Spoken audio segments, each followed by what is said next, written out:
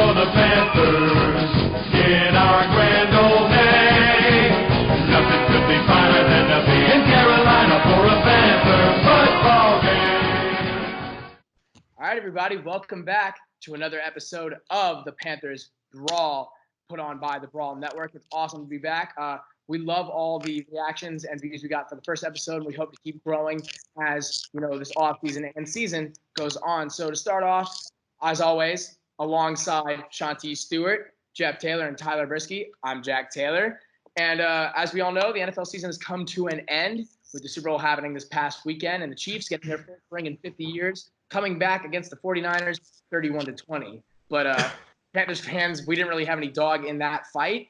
And the Super Bowl halftime show left a lot to be desired, so we're not going to focus on either of those. We're going to talk that. Yeah, we're going to skip that. We're going to talk about some of the weirdest, but also some of the coolest parts of the night were honestly the Super Bowl commercials. Shanti and I were watching them together, and some of them were very, very odd. Like the weird Jason Momoa crap. What was that?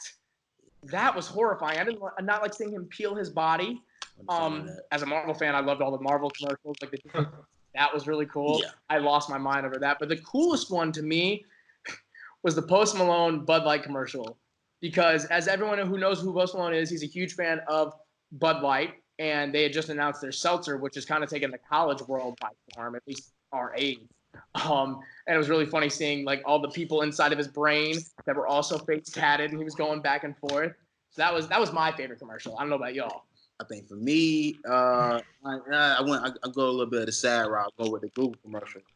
But it was so sad. They made me cry for no reason. I'm gonna go with that. That rival. Do you remember the Apple commercial they came out with over Thanksgiving? The one where the grandma was dead, but they had the tablet and all the pictures and the videos. It's like that same thing. Oh yeah. Mm-hmm. The Google one got to everybody. I think for me, you can probably see it through the jersey here. Jeep. I have a Jeep Wrangler, and I'm still trying to figure out whether I like the Jeep Gladiator or not. But as somebody who is a Bill Murray fan and loves the movie Groundhog Day, that was just a fantastic commercial. He actually had the groundhog with him, and all the characters from the movie. So that to me was great. Yeah, the Google one though, I had to wipe some tears away from that one. That one was pretty. But other than that, you get them so built up, you're so ready for them, and then they just let you down. They're getting not as good every year. So. Mm-hmm. Yeah, so my favorite one would probably be the intro to the Super Bowl where they had the kid, his name just doesn't stick with me, with the blonde hair. He was like running through the city and the world basically and running into a bunch of people. And then as it's ending on the commercial, everyone's probably seen it, the kid and a bunch of his friends probably, they just, run onto the field and start celebrating in the middle. I thought that was awesome to see. Dude, that was so cool. The transition, like I knew they were making a sequel. Yeah. The 100 one last year was really cool. And I knew they said they were doing something different, but that one, like I was like, oh, this is a cool commercial. And then when he got on the field, I was like, He said it. Shanti's and I were arguing about this. Do you think the kid got paid? No. Okay, so would you have wanted to been paid for not. Just take the ability to go onto the field at the Super Bowl? I want my money. Well, I mean, go to the Super Bowl for free on the field. Yeah, that's the thing. I can promise you, the parents of the kid wanted to get paid. I understand. But if you're the kid, if you can pay for me to go to Super Bowl for free, you can pay me $2,000. a couple thousand for one spot? That's $1 billion corporation. What a couple thousand gonna hurt? You know how much people get paid for commercials? How much? Not that much. Not a couple thousand. Do you know what a commercial cost for the Super Bowl? I think it was what, $5-point-something million for a 30-second spot. I think it's just above. I want to say it's just above 3.5. It's insane amount. But it's up there, yes. So pay the kid a little bit of money, yes. I thought the cool part of the commercial, was obviously showing all the old and new stars of the league, all the greats, and then all the current stars. Right. It became very clear that the only face that the Panthers have is Christian McCaffrey, as he was in the first and he was in the second one, and that's about the only time you're going to see the Panthers represented, which is wild because a lot of the fans over the past couple weeks have been arguing about whether or not McCaffrey deserves superstar money. And it's odd to me because I think that you would imagine that a player of his caliber, especially in this rebuild period that our team seems to be on, that he might deserve that kind of money. I don't know what y'all think about it. Yeah, I don't think it's a question about whether he should be the top paid running back, and I wouldn't try to blow this entire operation up just because you have some things going, I'll say wrong, but things aren't looking the greatest right now. We still have a lot of question marks, but don't go about blowing it all up just because, okay, we have a couple question marks. Okay, answer those, but you can't get rid of these players just because, okay, we're just not sure about something right now. Let me give you my 2 cents real quick on that. And I didn't know if we were going to go there or not. I think the gist is this, and don't want to make anybody mad. To me, is he the best running back in the NFL? No. Hold on. I saw that look. You know who I'm going to say. Obviously, I think Derrick Henry is the best running back in the NFL, and he has been for the past season and a half. Now, with that being said, Derrick Henry to me is the best running back.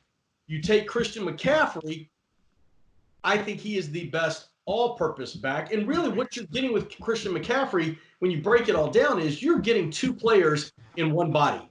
He can go ahead and be that running back, but you don't need a slot receiver when you got him. So really, I could see them paying that type of money, but where this is all going to go ugly quick, and you talk about Derrick Henry because he has to rework his contract, where the Cowboys giving, Zeke $90 million over 6 years. That blew everything up. And now Derrick Henry's talking about what money he's going to get. And, of course, Christian McCaffrey's got to be right there. So I think when you think about Christian, people need to understand, should he get a lot of money? Absolutely. But you're paying for 2 players in one body. And that's a pretty big deal. So from a roster construction standpoint, I don't think you should pay running backs. There's not a long lifetime for the position. And, it's like you're running in the middle of a defense every play, and so you're bound to get injured once in a while. And I mean, we've seen so many teams replace running backs with 3rd or 4th round picks. However, though, Christian McCaffrey is different. I think he's the best player of the position in the league, and just because he can do so much in the passing game as well, like unlike anybody we've ever seen. So because of that, I think we should give him the 5th-year option, and then I really don't think we have a choice but to pay Christian McCaffrey. Let me jump in one more second too. And you could argue. The point is, the running back, sure, their lifespan is shorter than a lot of the players because, like you said, they're running up the middle, they're getting beat up left and right. But the gist is too, I don't know in my years that I've watched professional football, I've seen somebody of like his body and just how tough he is and how unique he is in that way. And Derrick Henry, I mean, he's a linebacker, in a running back body. So those 2 guys, in terms of, it'll be curious to see how that all pans out because I don't think they're your typical running backs. And what you got to think about too is the 5th-year option. I get all that, but technically we could just say, look, you're in your 4th year. This is your 4th year of the contract. This is your final year of the contract. We'll take care of it afterwards. Until now, you've got to honor that contract. Yeah, it's interesting to say, especially because you could honestly do it twice. You can have the 5th-year option and then come that next year, franchise tag him as well. And I don't know. It's odd to me because people keep clamoring for, and it seemed to work for the 49ers. They had that running back, 3 heads of the horsemen of the apocalypse that were able to do that. But for the Panthers, I think we've seen in the past, especially in Jonathan Stewart's, the sort of the decline of his career, when we had Fozzie and we had Cap, that did not work for us. That is not a system that we used right. And I understand it seems like the Panthers may be the organization might be trying to go that way again. We were talking about earlier today. We don't know what the state of Mike Davis's affiliation with the team is. I have no idea if I know he's on the team. I don't know what his purpose is. And then obviously with them just re-signing Reggie Bonifant, he made some contributions when McCaffrey needed a breather. So I'm okay with him on the team. It's weird to me to see what the Panthers might do, even to where some fans have talked about trading up for the 1st pick of the draft and using McCaffrey as leverage, which infuriates me greatly because those are the same people that are going, oh, let's take Cam out of here. Let's pair Brady with, Joe Burrow again because he'll be the saving grace. And I just don't think when you have someone who's not necessarily the best running back at the position, but the most versatile player in his position, and honestly maybe one of the most versatile players in all of football. I agree. Absolutely. Yeah. You have to hold on to him. And I think if you can use that 2 years to kind of keep putting money elsewhere, and then getting to a point where you go, okay, now we have weapons for McCaffrey, or we have linemen for McCaffrey, we have weapons to complement him. Now we talk about giving you the money you deserve, especially after 2 years, because you talk about that shelf life, Tyler. I think that 6-year mark was where he would be. Right. I think by 6 years we would know if the sheer amount of hits and snaps he takes has been taking a toll, or if he's just I like that. Our man, and he can keep on trucking. And I'll say this one thing too. The one thing you gotta look at now, as far like how contracts are gonna start moving now in the NFL, is that guys are gonna start. They want to start demanding more guaranteed money. The easiest way to do that is give them a shorter contract. You saw Kirk Cousins get the 3-year, $84 million deal. Obviously, he's a quarterback, so you are gonna pay premium money for a quarterback. But because McCaffrey's such a dynamic player, he's a 1,000-yard guy, 1,000-yard receiving, 1,000-yard rushing. You may see him get one of those deals where, all right, well, we may max him out. We'll max him out for 3 years. He'll probably still be in his prime. And if he's still playing top-tier football at that point, then we'll have to re-up again. But, I think that a shorter contract, more guaranteed money is probably going to be the way to go with this one, just so you're not tied to him for so many years down the line. Yeah, and if not, I'd like to see it maybe front loaded, the money in the early part of his contract. So if towards the end of it he's banged up or whatever, maybe we can have an easy out. But regardless, I think we still need to bring somebody in to complement McCaffrey a little bit more, because so for so much of the season he was playing 80-90% of the snaps, and that's just way too much. Like he's a great player, but a little change of pace in there here and there wouldn't hurt, definitely. And it has been interesting watching the Panthers try to solve this problem. You had C.J. Anderson, you had Mike, and we still have Mike Davis. But even in the beginning, where that's what we thought they were doing in the draft, taking Jordan Scarlett, signing Elijah Hood, having Reggie Bonifant, then you cut Elijah Hood before the season even starts, and then Scarlett's gone by week 4. So they always seem in the offseason to try to do this. That's why I think all this conjecture is so pointless, because they always try to do this for the last 3 years. They've been trying to do this with McCaffrey. And then comes week 4, no one in that running back group is really there or present anymore.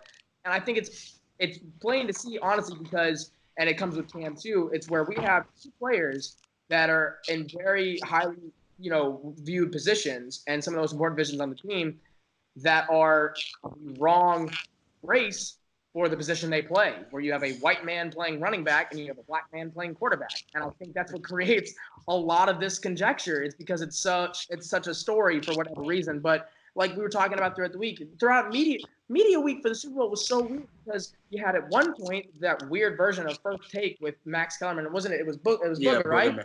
And they're talking about the best running backs in the league with McCaffrey sitting right there, and they're talking about Zach or Saquon, and they're talking about Zeke, and McCaffrey's like, I thought I did a good job. Neither of which had a good year anywhere near, and they weren't even mentioning Derek, to your point, Jeff, which was really weird. But then also you had people screaming at Cam, is he going to stay? Is he going to go? And then he comes on media week and he goes, guys, I'm good. I'm staying. So were y'all comforted by Cam's comments? Listen, after what went down with Greg Olsen, and it's now we've realized that maybe it wasn't as mutual a parting the ways as the media portrayed it to be, I'm going to leave it at this, and y'all can discuss. Cam can say whatever he wants. And he did. He said, I'm good. I'm there. He said it. I want to hear it from Rule. I want to hear it from Tepper. I want to hear it from them in the next couple of weeks, because the longer they don't come out and say it, I start to get a little leery of whether or not Cam can say it. And listen, I know everybody wants him here. We want him here. He is a part of the Charlotte community and has done so much. I'm just a little nervous right now that Matt Rule and Tepper haven't come out and said, you know what? He's our quarterback. We're good to go. I'm waiting. When are they going to say that? Yeah, it was comforting to hear. It's just kind of like the way Cam comes off. He's more of a confident guy and reassuring. So I think that partly was just his demeanor. But like Jeff said, I kind of want to hear it from. It is surprising that they didn't come out. Like Rule comes in, he says Cam's our guy right away, and still hasn't. So still waiting to see there. But it's a step in the right direction, I think. But I guess we'll just still have to see. Yeah, I was happy with everything that he said. Obviously, like Jeff said, players can say anything they want to until the franchise comes out and stands behind them. It's like much of what happened throughout the duration of the season, where they wouldn't determine whether, okay, if Cam's healthy, is he our starter? Are we rolling with Kyle Allen for the entirety of the year? Like, they've taken the wait and see approach with a lot of things this past year. So they're going to continue to do the same thing. The draft being pushed back to April now is going to make this even longer. Still won't know until that draft pick goes in. We really won't know anything until that day. So we got a long time to wait before we ever find out any answers.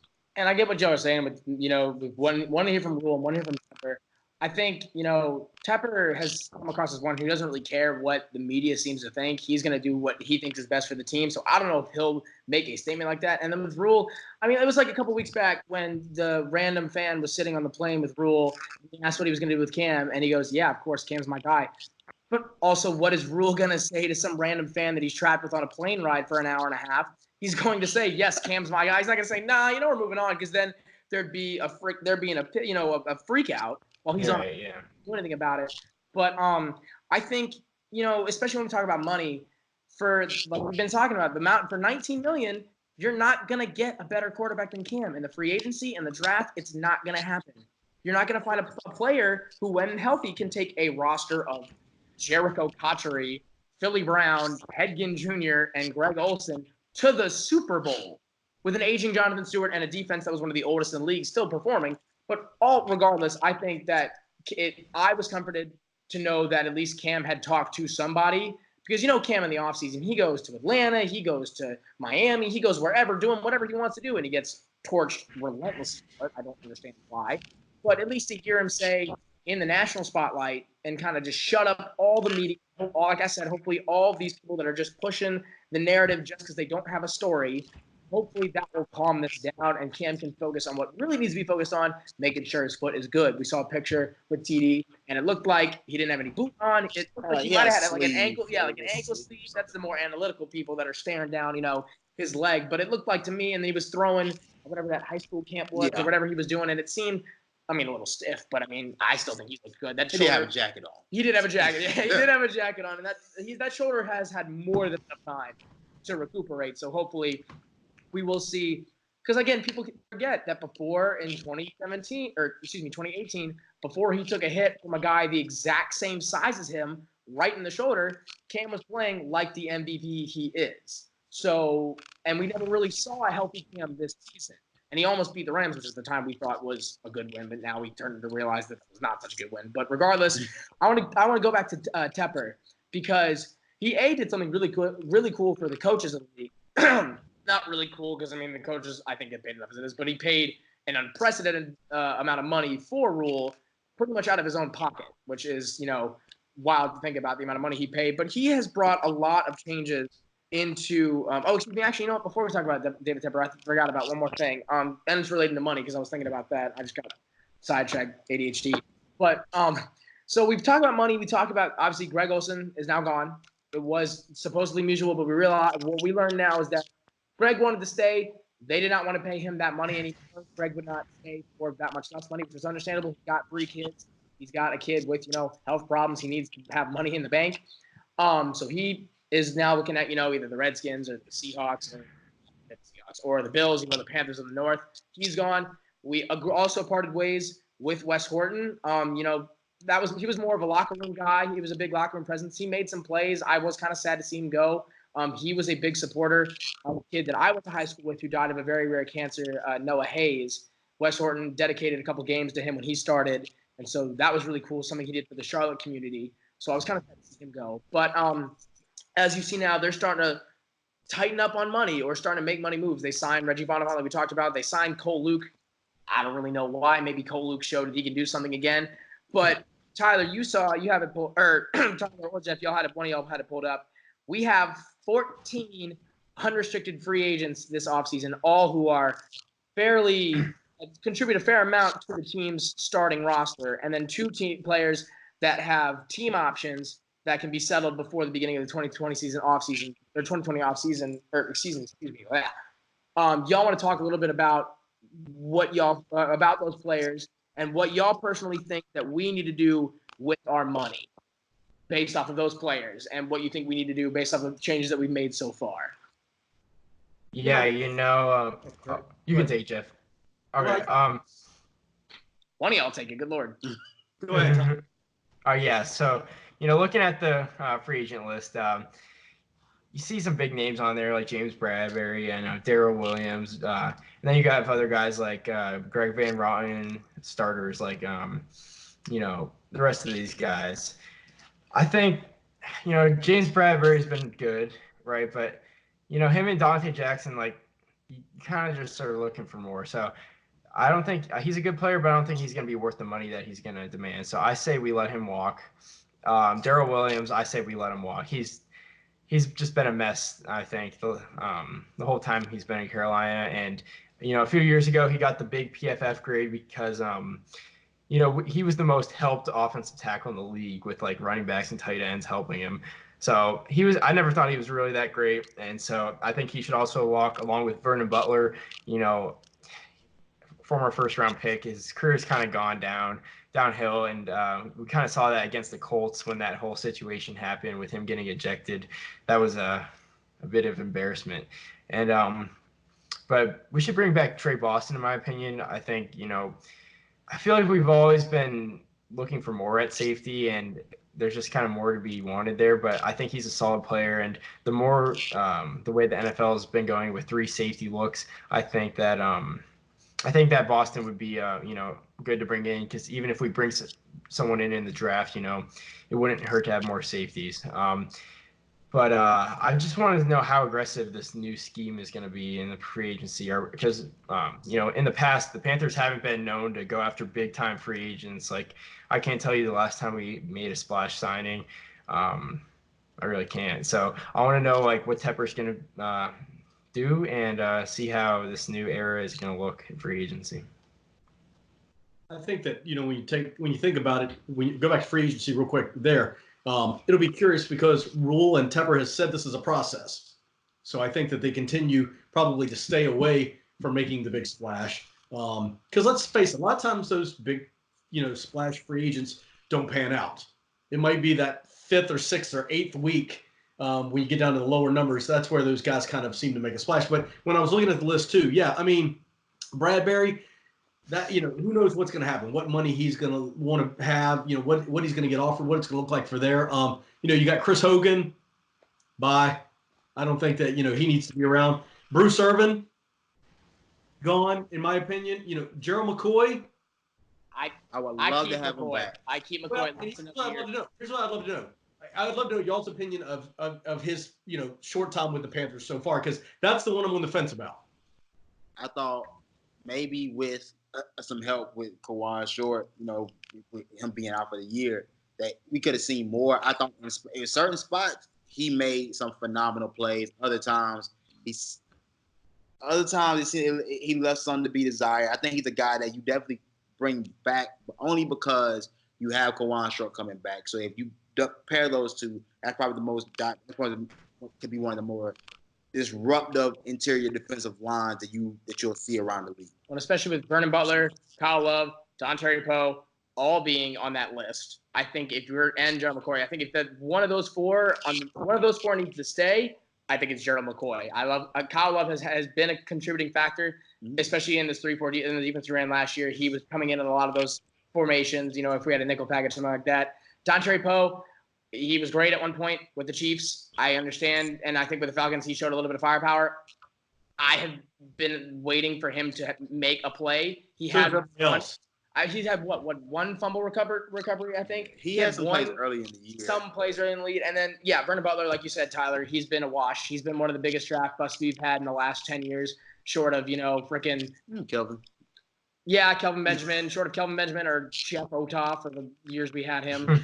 But yeah, so I think it goes along with it. I don't know if you were done, Jeff, but I'm going to kind of at least speak my piece. I think that you need to, with the players we have on this, with the way that the defense is going, I think we need to seriously really evaluate, especially the amount of free agents on that list. Mario Addison, Bruce Irvin, Bruce Bradbury, Javian Elliott, Ross Cockrell. I think it was very telling that we signed Cole Luke, because I think that they're trying to find a way to get corners without that much money. And if Bradbury starts asking for the works, it might be time to let him go. You re-sign. I think Ross Cockrell did a lot as a nickel cornerback. I think he really proved himself. Javian Elliott was one of those guys who was later in the free agency period, and I thought might make a splash. he had one or two instances. I would be okay with letting him walk. I mean, he's got some speed and some agility and energy as a younger player. But for me, Bradbury, he's always been one of those guys where I'm not going to praise you for doing your job, but I'm also going to criticize you when you get burnt. He had years like that in the past. He's always been one of those guys that, to me, has been mid. He's never really owned up to what we wanted from him. So I'm okay with letting him walk. Honestly, I know it's a walking. Our defensive backs has been a revolving door in the last few years, but to me, I needed to see guys that are going to be long-term contributors to our success, especially on defense. Because for the reason the Panthers are successful for the longest time has been that our defense has been able to support our offense. We can get their offense off the field quickly. Our offense comes back on and does what it needs to. If it doesn't work, the defense gets the ball back. We've lacked that in the years past. I mean, that's what got us to the Super Bowl. And I think if you're going to, and also we're going to talk about the offensive side of the ball. I personally think we keep Darrell Williams. The offensive line has been, again, a revolving door for so long. He had 6 different left tackles in his however many 8, 9, 10 years of being on the team, which is not good at all. I think it hurt Darrell to move him to the left side or to the right side, the left side of the field. I don't think that worked for him. I say put him back on the right maybe, or see what he can do. I think Greg Van Roten can go. He did not. He was like the second coming of Mike Remmers to me. He did not do well, and I did not see enough from him to be a contributing factor. All the injuries with Cam, all the problems with Cam at the beginning of the year, I think were because we did not have the right line formation set up. We did not have the right guys on there, and I understand Greg was injured for part of that. But like I said, for me, for free agency, you got to make sure that the defense, you put all your eggs in that basket, because that has been the pride of the Carolinas for so long, and that's what has made our success. So that's just me. Let me throw this out here real quick. Let me throw this out here. So, what about the recently let go Vic Beasley? Do you jump on him? We talked about Vic Beasley earlier, and I say it depends on the price tag. Right. The price tag. If the price tag is right, go get him. But if he's asking, I hope he, out of all people, should not be asking for any type of top tier money. You should understand that he's not that. Understand what you've been in your career. Stay in your financial lane and stay in your tax bracket. If he stays in this tax bracket, I go get him and add another pass rusher along that defensive front. Because a guy didn't talk about Mario Addison. He's in that weird no man's land of he's been playing for a while, but he still made contributions. He had what, 8 sacks last year? Yeah. He had a good amount. But he's weird. He's not elite. He's not elite. So especially if you want to keep that defensive structure that we've had. Vic can be that same kind of guy as Burns, where he can do that hybrid of playing. I can be a linebacker or I can be a defensive end. Mario is a throwback, hand in the dirt defensive end in a 4-3 system. He's not. I knew when we changed before, like he was gonna be, he was gonna be a weird piece, because you have him standing up. He's athletic, but he's not athletic in that sense of he can get around the offensive line. He can get around left tackle. Yeah, 100%. But having him out in space is not where I wanted him. And one other one you can take a look at who might become a free agent, this would be interesting, is your South Carolina boy Clowney. If he left Seattle, would you go get him? I wanted him at the time when they were talking about trading him. The amount of what they were asking for, I did not want to give up. Right. We could get him for that kind of mid money, because again, it's that same. It depends on the price tag. I think he would fit in really well with Burns and with Shaq and that kind of defense, and he could do that. We could keep that hybrid. He's the definition of that player who could literally stand up and still punch you in the mouth, or he can get on the 3-point stance and again punch you in the mouth. Imagine an edge rush with Brian Burns and Clowney. There's no type. I'm still hoping they use Christian Miller. They drafted in the 4th round last year out of Alabama. I really liked him, but he just had a tough time seeing the field. And the only game he did really well was a really cool game. Was the day, or it was either a couple days after his dad died, and we were in Arizona. Yeah. I think Miller can play. But also to a lot of my issues I had with Ron Rivera towards the end.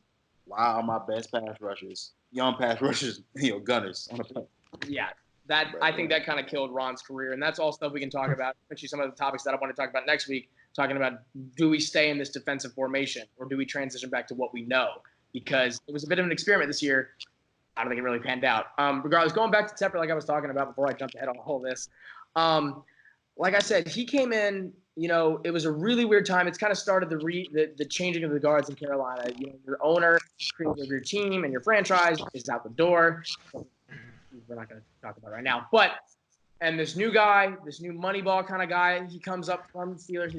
Especially at a time where we thought the team was going to be bought by a joint group of Steph Curry, Colin Kaepernick, and P. Diddy, who didn't even know what the name of our team was. North Carolina Panthers, or the Charlotte Panthers, like he called it too. Yeah. He called it the Charlotte. So that was all tumultuous and scary. And we get this guy, don't really know a lot about him. He had part owner of the Steelers. We knew a lot about the Steelers organization.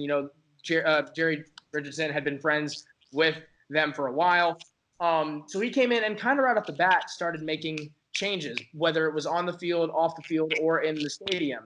Like with the stadium, especially renovating the stadium immediately, getting the team ready for, changing the experience for fans at the game. And then some of the more recent changes he's made that have been somewhat controversial were to be not controversial as far as moving the team to Rock Hill, the headquarters to Rock Hill. I think that's awesome. But then also, like he did a couple weeks ago, removing some of the PSL seats in the first rows of the end zones and adding new luxury seating. Talk a little bit, y'all, about what you think about those changes. I mean, you can talk about Rock Hill or the stadium renovations or the seating. I'm just interested to see, because the fans, there was a bit of an uproar when it came to those luxury seatings because they did not tell PSL owners that this was happening, and fans that had sat there for decades were now out of a seat.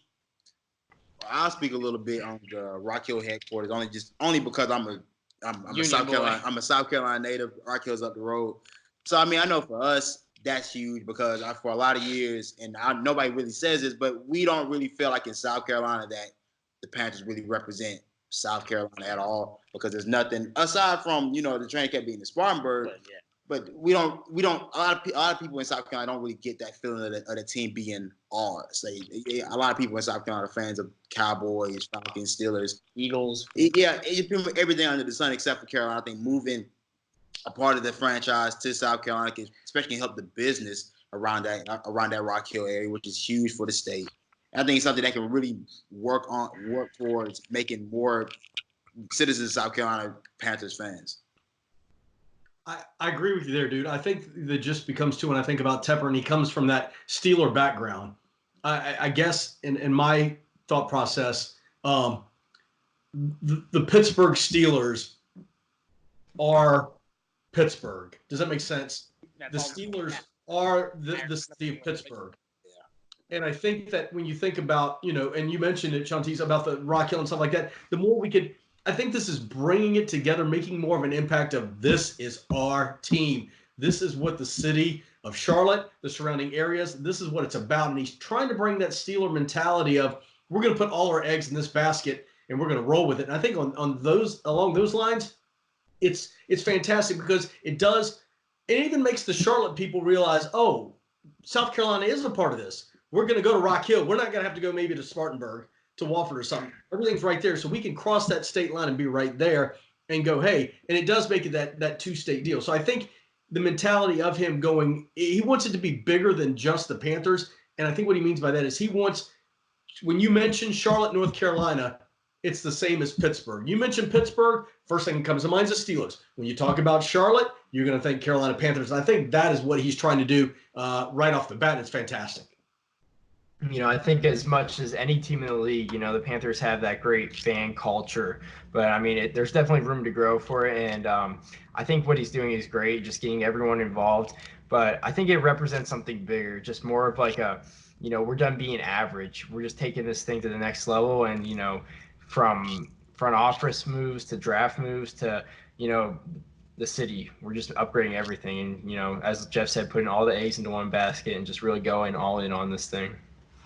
Yeah, and you can kind of see it in some of the little details that he focused on too, and some of the things off the field or not even directed to the team that he changed. One of the things I love that he started to do was, the Panthers have, in my mind, one of the coolest color schemes in the NFL. I think even if I didn't live in Charlotte, I would still love the black and blue and silver. Oh yeah. I know that apparently there were talk of changing the color scheme and the uniforms at the end of the season. Very happy that didn't happen. Regardless, I think something that was cool that he did is we had the all. We did a little bit with the all black. We brought that up, And then, we did a little bit sometime when the color rush started, we had the blue. But that was kind of it. We only really used it. I mean, I remember 2017, we literally only wore the white about 6 weeks in a row, and then we wore the black 6 weeks in a row. And that was like it.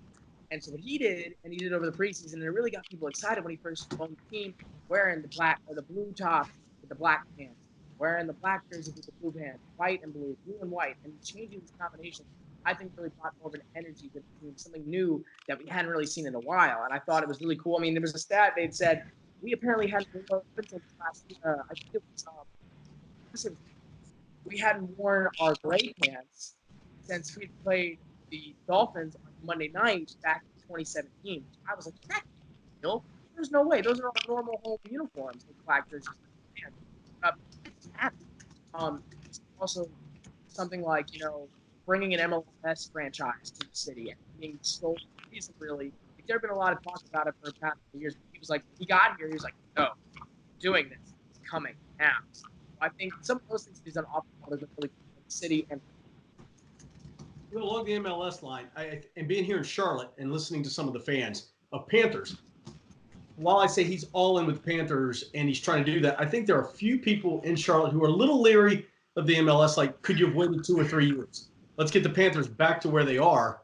Let's get them back to that winning, attitude and that winning organization. Then we'll do the MLS. So a couple of people in Charlotte have been a little leery about, did we really need to do it right now? And in my mind, I think he did it so he could get money from the city to do the renovations to Bank of America Stadium. Yeah.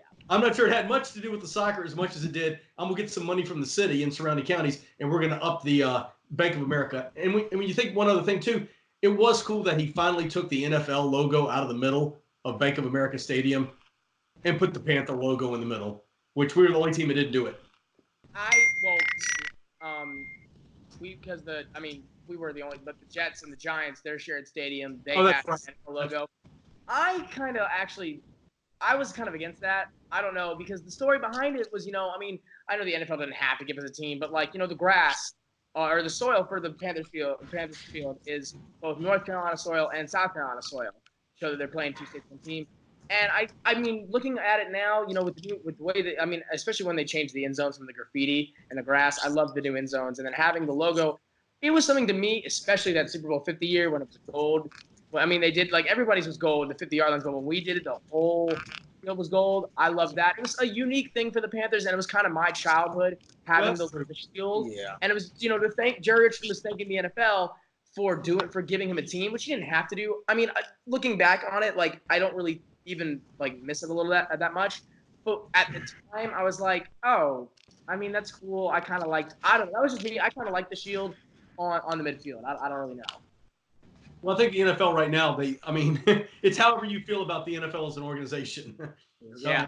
If you love the NFL and you love the Shield, so be it. If you don't like Roger Goodell and you don't like the Shield and all of that, it's a different ballgame. But I do agree that Jerry got it. And he said, because you gave me this and you put your faith in me as an owner, I'll put the Shield. And that history and story is pretty cool. And then another thing I think he did that was really cool was, we're a young team, 25 seasons, or 26, 27 seasons, I guess now. Yeah.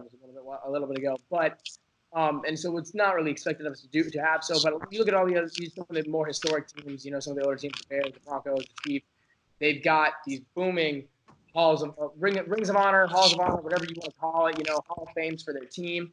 And up until last year, all we had was Sam Mills, and he well deserving of it. But it was more, honestly, the circumstances of his life and his death were the reason. He had a great career in Charlotte and even with the Saints a little bit and coaching, and he deserves to be, he deserved everything that he got from that. But he was the only one that we had. And then after this coming year, when Tepper came in, what I personally love is that he immediately wanted to mend the relationship with Steve Smith after it was so brutally just kicked in the crotch by we all know who.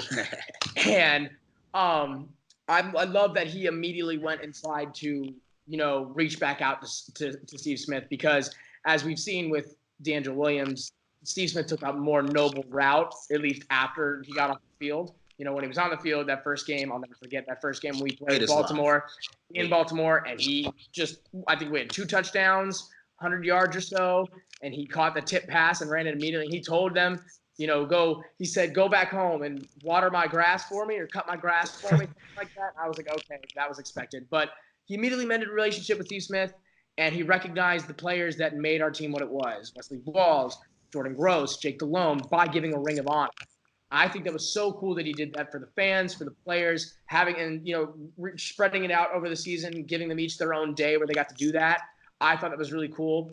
And I think that they should continue that. They haven't really talked about whether or not they're going to do it every, I don't know. Well, I mean, again, being a new team that does this, and I haven't really been paying attention, I don't know how often teams do it. I know some teams do it, every 4 years. Some teams do it every 2 years. Some teams do it every year. Jeff, I don't know when the last time the Titans had a Ring of Honor inducted. They do.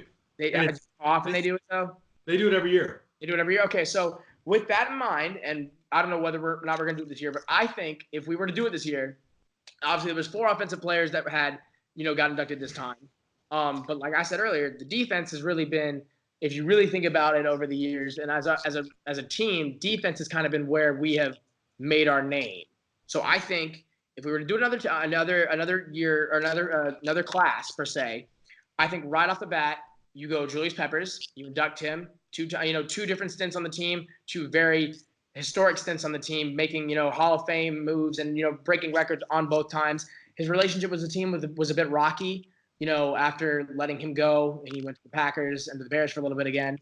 I mean, we obviously saw it that one time we beat the Packers and Cam went to go give the ball to a kid and Julius just took it and ran the other way. But Peppers has been, that was the first Panther jersey I think I ever owned, if I'm not mistaken, was a Julius Peppers jersey. So immediately right off the bat, you put him in the league. You put him in the Ring of Honor. He deserves it. He even stayed. He's been with the team still doing, front office stuff. He's been at games. He's been at practice. I saw him at training camp when I was there over the summer. Then again, right away, I don't know what he's going to do with the team, if he's going to be a coach or anything like that. But I think regardless, you put Luke in right away. I know I don't know if there's supposed to be a statute of limitations of how long you are supposed to be out of the league for, but I think Luke deserves it right away. I think that especially with with the decision that he made to keep his mind healthy and to keep his body healthy, I think he deserves that kind of recognition. And I think you go back to the offense too. I think 2 guys that really were impactful, especially the first time we went to the Super Bowl and the years before, Muhsin Muhammad and Ricky Prohl. I think you put both of them in the Ring of Honor as well. Muhsin Muhammad was that number 2. Not even number 2, that just hand in hand with Steve Smith all throughout that time. And Ricky Prohl, he caught that first amazing touchdown in the Super Bowl. And he even came back and was a contributing factor as a wide receivers coach for a while. And he's done a lot for the Carolinas, and I think he deserves a spot in the Hall of Honor as well. Or Ring of Honor, I don't remember what we call it. What about y'all? I know I said a lot, but. I know for me, I'm going to go strictly defense. Mike Mentor, but just because that's the best safety I can remember us having since I've been a fan. Mike Rucker, only because I'm gonna be honest, I only said Mike Rucker because he played with Julius Peppers. So I really don't. I have to go back and check his stats, but I think Mike Rucker should. No, he was a contributing factor. I think Chris Gamble, just because that's the best corner we've had ever. That's not even close. Not even close. Norman only gave us a year, so Chris Gamble was probably the best career we've seen in a corner in a Panthers jersey. And for the last one, I couldn't really come up with the last one that I really felt deserved a shot to get into the Ring of Honor. So I'm just leaving it at 3. Okay, no wrong. You would say you throw Rucker and Peppers in it together. Maybe yeah. Do that. We're gonna let Tyler go, but Tyler, you got to leave Jimmy Clausen out of it. It's gonna be tough. I'm thinking someday he'll get in. I think, maybe. No, but still waiting. But I think Luke Kuechly, I think right off the bat, just to get him in here right away, don't waste any time. It's only right. And then along with that, Julius Peppers as well. I think, he was a staple of the defense and just kind of an unreal player. And, from North Carolina went to college in North Carolina. So that's kind of, been him. And he was such an impactful player that, made a huge difference. And then, like Jack said, Muhsin Muhammad, with Steve Smith out there, great receiver. Deserves the recognition. He was bound to be overshadowed by Steve Smith, and the rest of the NFL may not really, know who he is. So I feel like he deserves that recognition. And then I think D'Angelo Williams should be in. Throughout his career, he was the man in Carolina. We, built our offense on running the ball, and him and Jay Stu back there, he was a great duo, and he led the way for that offense back then. I'm gonna go. Also, first off, if you can see it, you can't even tell. We'll put it in the picture. Kind of look like Jimmy Clausen. I don't know if anyone's ever told you that. Me? You kind of look like Jimmy Clausen. I'll send it in our group chat real quick, but you kind of look like Jimmy Clausen. Hey, maybe we're related somehow. Honestly, that would explain a lot. And I get what you're saying about the running backs. And honestly, I think you could even do a running back group. You put in, say, because I think if you put in D'Angelo Williams, I think you got to put in Jonathan Stewart with him. I think he deserves it too. He retired with the team, scored the only touchdown that Super Bowl. And then I think, y'all see the picture real quick? I don't know if it's loading. It's still loading. But then I think you also would put like Steven Davis. You put him in. He would got to go in too with the running backs. And then I don't know if he was there, if either of them were long enough, but I think both of them have a claim to it. Honestly, I think you could either do Deshaun Foster. You could maybe put him in there. He had he was a contributing factor. And also I think you could put in maybe even Mike Tolbert. I loved it when he was here, and I think he was the best fullback. Tolbert would have a better shot than Deshaun Davis Foster. And you think it's better than Steven Davis? Only because Davis only had 1 year. I know. He only had year. He was. It was obviously it's the biggest year in our franchise history, but he only had the one. I don't really know what you. Yeah, I get that. I get that. I could see putting Tolbert in before putting Steven Davis. All right, I sent you guys my 4, but I'm going to go completely different than those 4.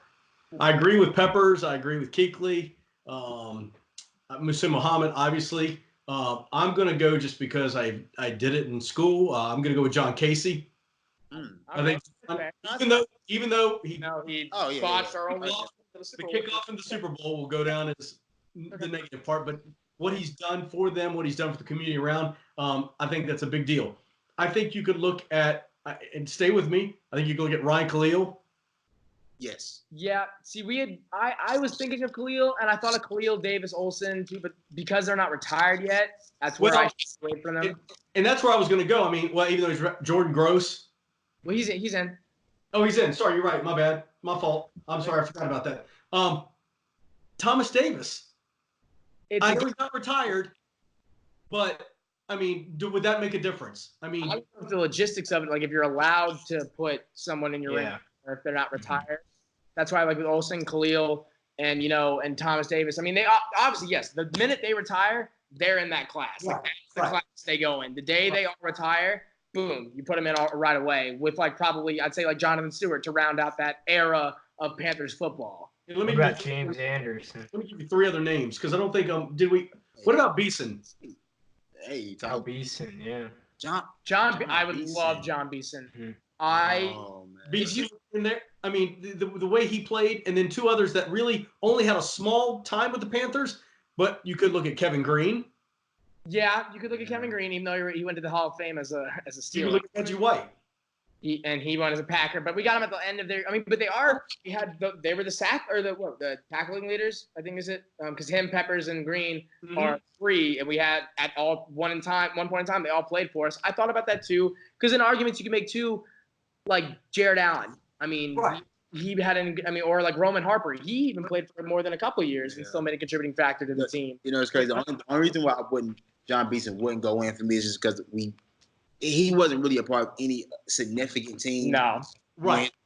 And that would be his only knock, but him as an individual player, oh, yeah. Yeah, and could you imagine if they all 3 were healthy? At the same time, Luke Kuechly, Beeson, and Thomas Davis. And that's the best linebacking core. That would be the best linebacking core today if they were healthy. Honestly, yeah. I'm going to back up Shantice there. And to me, though, Mike Minter, there's no question there. Mike Minter is one of the best players to ever put on a Panther uniform on that side of the ball, and God bless him. We have the shoe. And the shoe. We got the shoe. It's clean in our room. All right. So then going back, we talked about the past of the team, and it's always fun to reminisce. But you have to always look forward to the future. And every season, we could spend we could have a whole episode about this. We're going to try to condense it at least to start because we can drag this out for a while. About the draft because it's coming up. It's been delayed, so we have even more time to talk about it. And whoever we're going to get is going to be brought to the stage by a boat, which is so weird, but kind of cool. Leave it to So what do y'all think we should do with the first pick? Trade up, trade down, O-line, D-line, any what do y'all think we should do with that pick? I want to know because I honestly I have no idea. There's so many positions that we could use it for. And linebacker. Just go linebacker. Off the bat. Off the bat. If you resign McCoy, then you go linebacker. But it's all going to depend on what you do in free agency. But I think linebacker is the position that we're going to need right now, like in the immediacy of Luke's retirement. That's fair. Go ahead, Tyler. Yeah, I'd say we, with the 7th pick, we stay on the defensive side of the ball. Obviously if Cam leaves, that changes the whole scheme of things. We would probably have to trade up for a quarterback. That just as simple as that is. But personally, I'm looking at Derek Brown, at defensive lineman. If we don't bring back Jerome McCoy, because we were bad against the run last year. I'll just face it. We could not stop the run. Getting Derek Brown in there, that would just help it. And the good thing about having the 7th pick is there's guaranteed to be a few quarterbacks that go in front of us. So that's going to make other positions fall to us. So guys like Isaiah Simmons at linebacker or Jeffrey Okudah at corner, if we let James Bradbury walk. But I'd say, overall, just, load up on defense overall. I think you've got to, obviously, as Tyler mentioned, you guys mentioned too, it all hinges on Cam and what they do there. But if Cam stays and we kind of got McCaffrey taken care of and all of that, I think you do one of two things. I think you're going to go opposite side of the ball. I think you got to go offensive line. If you've got Cam and he's back, you daggone well better protect him. And I think that this draft, if the one spot it's pretty deep in is offensive lineman. They seem to think that this is a pretty strong class in terms of offensive linemen. I haven't had a chance to look at them all yet, but maybe you even trade out of the 7th spot, you trade down and get yourself a couple more picks in the 2nd and 3rd round and load up. But I think that for me, if you got Cam coming back and you got McCaffrey running the ball and you're giving him all that money, we need to get a little more help up front. Yeah, I agree with you completely. I think that, like you were saying, especially if Cam comes back, we, exercise 5th-year option on McCaffrey, whatever we do with him.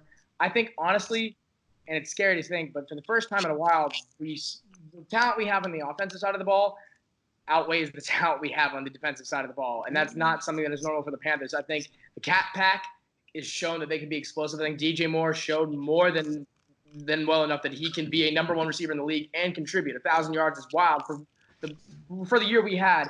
I think Curtis Samuel still has something to prove. I think there's something there. He just has to find it. And then, depending if we keep Ian Thomas around, or if we focus on him, get a tight end in free agency or whatever. I still trust Ian Thomas. I think he did a good job. I think he was quiet last year because we didn't need him last year. But for what I think of, we have, the amount of picks that we have, I think we definitely start off with O-line. I think we start off on both lines, O-line, D-line, right off the bat, because we do need a resurgence of youth on that D-line. TK is getting up there. Gerald's already up there. Dante is also up there. They're all getting kind of old. And so I think also, linebacker and cornerbacks. I just think the entire defense, not even to immediately start, but what we've obviously seen is that when there's injuries, the depth that we have is not enough to sustain a winning record on the defensive side. Because in years past, like in that Super Bowl year, a man fell, boom, next man up. Greg goes down, Ed Dixon comes up. Luke goes down, Shaq comes up. That's what it was. And we haven't had that in a while, and we don't have that now. So I think defensive side of the ball is where you need to stick. And so to go with that, I think I'm going to ask y'all, what y'all think we should do. What pick do y'all want to see? What player do y'all want to see drafted? It could be any part of the draft, any round, any pick. For me, going off the bat, I think the Panthers should, and it depends on, because he had a great performance in the Senior Bowl and a great performance, in some of the camps he's been going to. Javon Kinlaw out of South Carolina, I think has shown that he can be an immediate contributing factor in the NFL at D-line. He's a hometown kid. He's already expressed interest with the Panthers, and I think depending on how he does in the Combine,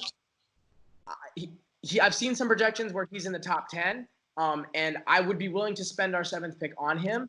Now, say, we could work something else out. I think he could also fall. I don't think he'd fall out of the 1st round. I don't think he would. I think he would fall later in the 1st round. But say if we were to find a team like you were talking about, Tyler, quarterbacks are there. They're players that need, teams that need that kind of talent. If we were to take our 7th pick, trade out of it, go a little bit farther back into the first round to a position where we think we could still get him for that pick and a 2nd round pick, and we get Kinlaw at like 15, 16, and get a mid-second round pick, then we have 2 second rounders, like you were talking about, Jeff, that we can utilize. Because I think, like you said, it's a very stacked offensive line coming into this draft. Well, I think we could wait until the 2nd round to get a contributing O-lineman who could kind of work in. Because Daly and Little, if they're healthy, they can be contributing. They can be good. They can be starters off the bat.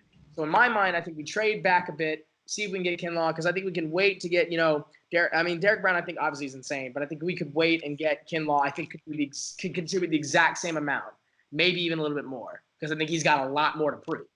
So that's my 2 cents. I'm gonna be real brief. Obviously, I said we need to go linebacker, but if Isaiah Simmons isn't there, and there's a good chance he's not there at 7, I'll go Kenneth Murray out of Oklahoma.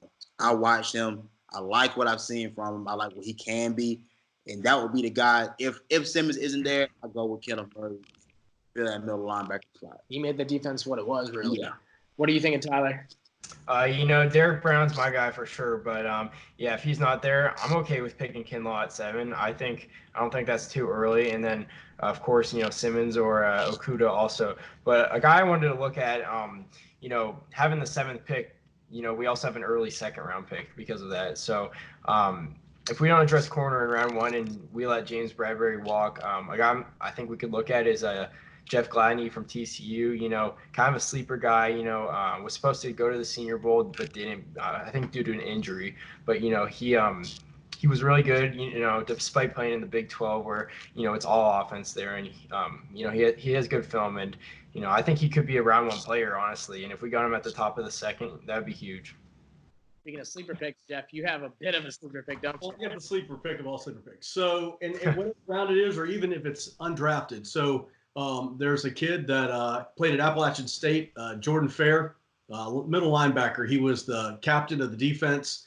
And just the sentimental story, I was his first Pop Warner coach here in Charlotte. He played with Jack, played high school ball with Jack at Providence High School. An interesting story, this kid in 4th grade put together a journal of how he was going to get to the NFL.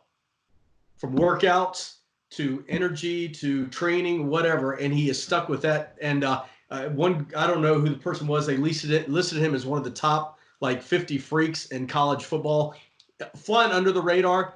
But where's 59? Like Jack said, I think at one point he's the same size, same weight. All the thing is Luke Kuechly. And I think that if somebody gets Jordan Fair on their team, they're going to find a diamond in the rough. They're going to find a person who is going to step in. And the thing I've noticed about Jordan throughout the years, like I said about his journal and stuff, he's a student of the game. And the amount of time and energy, effort he puts in just to become better, both mentally, physically, all of it. A good Christian kid, I think, and to be a hometown person and to go to the Panthers would be fantastic. And wherever he goes, I know somebody's going to get that diamond in the rough, but I hope it's the Panthers. That's the hometown pick we should have made. That is the hometown. Herney loves his hometown pick, so if we're gonna make one, that should be it. I mean, this kid, like you were saying, Jeff. I mean, I played with him since I was a kid, and I remember our first bowl game when I was like 6 or 7. I swear, I saw this kid. I was, believe it or not, I was defensive tackle in Pop Warner. I promise. But at it, he can vouch for it. He did. I remember seeing this kid. I was on the ball, and they had it at our 10-yard line, about to go in for a touchdown. We were up by 6, I believe. We were up 6. He's blitzing. He comes. I go up. The ball snapped. I look up. His hip is already at my face. He's already in the backfield. He takes the handoff from the quarterback before it got to the running back and takes it to the house. 90 yards. 90, and if that's at like 6 years old. So this kid, and especially if Kuechly were to stick around and maybe have a coaching position, I can't think of anybody better to learn from Luke Kuechly, right, how to be a starting linebacker than Jordan Fair. I mean, that would be a match made in heaven. So I would love to see that. And he's invited me to his draft party. Well, I didn't get the invite, so I'm gonna have a talk. We'll talk. Okay. But anyway, it would just be a cool story. I know it's been a long episode, guys, but we all just love talking about football and talking about the Panthers. But we're not done yet. Jeff, you got another kicker for us? I do. So everybody's like, oh, football's over with. It's not. The XFL, Extreme Football League, starts this Saturday, and there are 5 players in the league that have a connection, either played for the Panthers or had some type of connection with them. Obviously, Super Bowl 50 star Coney Ely, if I'm correct, he was drafted by the Houston Roughnecks. Cameron Artis Payne, drafted by the Dallas Renegades. And then the 3 others were, Elijah Hood was drafted by the LA Wildcats. He's a Charlotte boy, played Charlotte Catholic, right? Sir. Yeah, Charlotte Catholic. Austin Prohl, who also Jack played with at Providence High School, and Ricky Prohl's kid, drafted by the Seattle Dragons. And then what is it, Jack? You know better than I do. Yeah, the last one, Duke wide receiver, Max McCaffrey. Yes. His older brother. He got drafted by the DC Defenders. So if you're looking for some reason to watch the XFL coming up, Some reason. other than the sheer, novelty of it all, and if you just need more football, and then last thing also, you're talking about, and we have to show the jersey. Tell a little bit about that because that's a different jersey. It's unique. This one is actually back from Super Bowl 38. Steve Smith. It's the one that they put out for the Super Bowl that year. I don't know if there you go. Yeah. Super Bowl 38. So I bought it. Was walking through the mall, South Park Mall in Charlotte, saw it and said, I'm not a Panther fan, but I bought it because they were in the Super Bowl. And they don't really make those anymore because they didn't make one. No. My 2 unique ones are this one and the red Eddie George one. Yeah. All right, guys. Well, that's all we have for y'all today. Like I said, I know it's a long episode, but we just love talking about the Panthers. So some topics that we have coming up for you next week. Obviously, stay in tune for Money in the Bank with Shantice. We loved that first episode. That was awesome, dude. That was awesome. It was so cool. He's going to be talking, analyzing, we've been talking about free agents earlier, so he's going to give you some picks of who he might want to see either stay on the team or be added to the team. So stay tuned for that. And next week, we're going to talk a little bit about if we think we should stay in the same defensive scheme that we were last year, if we should continue that experiment. We're going to talk a little bit about maybe our least favorite Panthers players because I know I have a couple I can talk about. And then talking about just what we're thinking, go look it over the list real quick because they did put out their very early power rankings and Bleacher Report listed the Panthers at number 31. So I have, 31 below the Dolphins and below. So I have words to say and we're going to hold it for then, but you'll be able to hear a little bit of my issues with that. So until next time, guys, thank you so much for tuning in. Stay tuned for Money in the Bank coming out on Monday. And until next time, boys, keep pounding.